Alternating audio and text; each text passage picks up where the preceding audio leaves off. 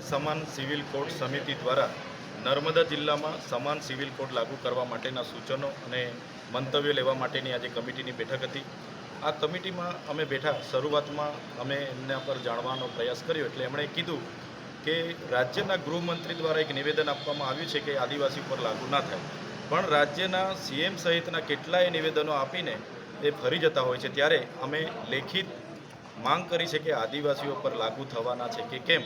બીજી અમારી વાત છે, જો યુસીસી સર્વ સમાજ પર લાગુ થાય છે તો સૌથી વધારે નુકસાન આદિવાસી સમાજને થશે, માઇનોરિટીને થશે, એસસી અને ઓબીસીને થશે। આ તમામ સમુદાયના પોતાના વ્યક્તિગત લો છે, વારસાઈની બાબત હોય, લગ્નની બાબત હોય, છૂટાછેડાની બાબત હોય, બધી પોતપોતાના વ્યક્તિગત લો છે। એટલે અમારી જે પરંપરાઓ છે, રૂઢિઓ છે, જેમાં છૂટાછેડા હોય, ગોદ લેવાનું હોય, ઘર જમાઈ રાખવાના હોય, ઉત્તરાધિકારી નક્કી કરવાના હોય, બહુપત્નીત્વનો હોય, બહુપતિત્વનો હોય, વિધવા વિધુર પુનઃ લગ્નની વાત હોય, જેવી તમામે તમામ બાબતો અમને પેઢી દર પેઢી મળી આવેલ છે। અને તે વખતે પણ મુગલોના 500 વર્ષના શાસન હોય કે અંગ્રેજોના 175 વર્ષના શાસન હોય, અને દેશનું જ્યારે બંધારણ બન્યું ત્યારે પણ 23/11/1948માં આર્ટિકલ 44 પર ચર્ચા થઈ। તે વખતે આર્ટિકલ 35 હતું, ત્યારે પણ યુસીસી લાગુ કરવામાં કોઈએ સમર્થન નથી આપ્યું। ત્યારે અમે જે ગુજરાત સરકાર મત વિરુદ્ધ, લોકોના સંમતિ વિરુદ્ધમાં જે યુસીસી લાગુ કરવા જઈ રહી છે એનો વિરોધ કરીએ છીએ, અને આદિવાસીઓને તો સદંતર એમાંથી બાકાત રાખવાની વાત કરી છે। કેમ કે આદિવાસીઓને જે યુસીસી લાગુ પડે તો જે અમને શૈક્ષણિક અને રાજકીય અનામત મળે છે, જે રીતના હું અનામત બેઠક પરથી ચૂંટાઈને આવું છું, એ નષ્ટ થશે।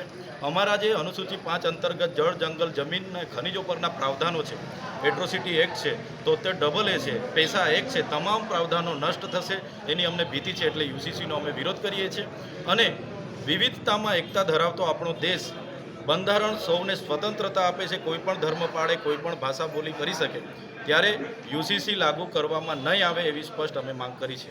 ચેતનભાઈ, યુસીસીને લઈને આજે જે બેઠકમાં જરૂર છે કે નહીં? દેશમાં બંધારણ બન્યું છે ને આખો દેશ બંધારણથી ચાલે છે। દેશ 1947માં આઝાદ થયો, વિવિધતામાં એકતા એ જ દેશની ઓળખ છે, બિનસાંપ્રદાયિક દેશ છે।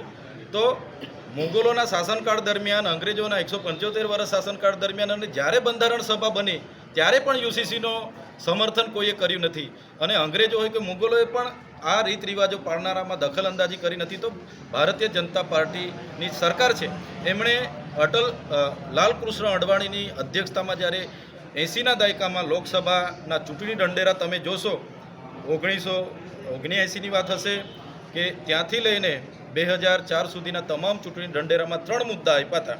એક, રામ મંદિર બનાવીશું; બીજું, 370 હટાવીશું; અને ત્રીજું કે સમાન સિવિલ કોડ લાગુ કરીશું, જે લાગુ કરવા માટે આજે જઈ રહ્યા છે, જેનો અમે સખત વિરોધ કરીએ છીએ। ખાસ કરીને કયો મુદ્દાને લઈને તમારો વિરોધ? મને દુઃખ થયું, આજે યુસીસીમાં અમારા આદિવાસી સમાજના લોકોએ સમર્થન આપ્યું, અને ઘણાએ તો એવું કીધું કે આદિવાસીઓ પર લાગુ પડવું જોઈએ। અલાભાઈ, યુસીસી લાગુ થશે તો જે અમે ચૂંટાઈને આવીએ છીએ આદિવાસી બેઠકો પર, એ નષ્ટ થઈ જશે। આપણા બાળકોને જે અનામત બેઠકો પર ભણવાની તક મળે છે, સ્કોલરશિપ મળે છે, એ પૂરું થઈ જશે। જળ, જંગલ, જમીન પરના અધિકારો નષ્ટ થશે। કેટલાક આદિવાસી સમાજના લોકોએ એવું કીધું કે યુસીસી આદિવાસીઓ પર પણ લાગુ થવું જોઈએ।